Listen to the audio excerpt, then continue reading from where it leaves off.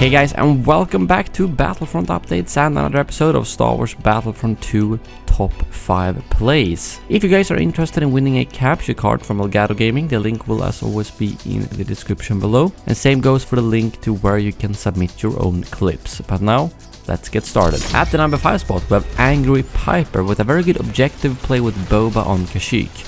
As you probably know, at the end when the overtime is going on and you've got 2 capture points to deal with, if you only take one of them, the overtime will go down and you will lose. So he realizes this and goes full out objective play with Boba Fett into the turbo tank, which usually means death, since Boba Fett kind of sucks in close quarters environments, but he managed to wipe out the entire tank and make way for his teammates to actually just barely get in there in time and start the capture process before the other tank gets captured, therefore meaning that they actually get past this phase, although it didn't look like they would initially. At the number 4 spot, we have MVP 8243, who's actually playing Vader on the exact same spot. And he pulls off a bit of a Rogue One moment, just slaughtering everyone, and this is actually during the Heroes Unleashed event, which is why he managed to kill 4 heroes in a couple of seconds, as well as some normal troopers as well, to clear out that turbo tank completely, and therefore also progress the objective. So we get to see Boba and Vader do pretty much the same thing, but in their own ways. At the number 3 spot, we have Sveltecraft with a airspeeder streak. I usually don't feature a lot of these because, well, you know I don't like strafe runners too much.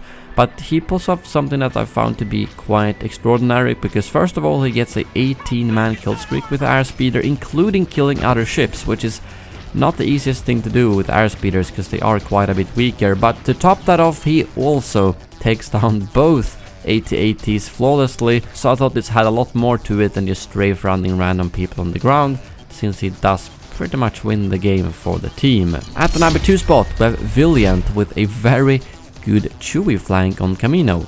Chewie in Galactic Assault is not that good. I know it's a bit OP in Heroes vs Villains, but usually he dies pretty fast in Galactic Assault.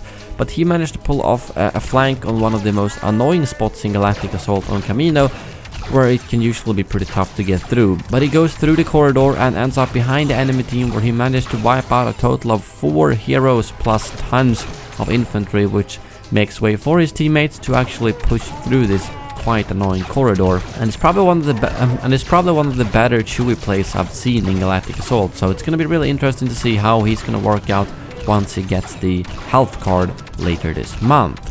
And lastly, at the number 1 spot, we actually have a clip from Numpties with a double hand shoulder charge kill, which is not really that common. The shoulder charge is not as strong as many other abilities in the game, but he managed to time it so that he hits 2 enemies and knocks them both off the side, giving him a double kill with the shoulder charge, which I don't think I've seen before, at least when it comes to heroes, since they won't die from the damage unless they have very little health, of course. But that brings this episode to an end. As always, a big thank you to Elgato Gaming for sponsoring this series. If you're interested in any of their products, the link will be in the description below. Thank you very much for watching, and as always, may the Force be with you.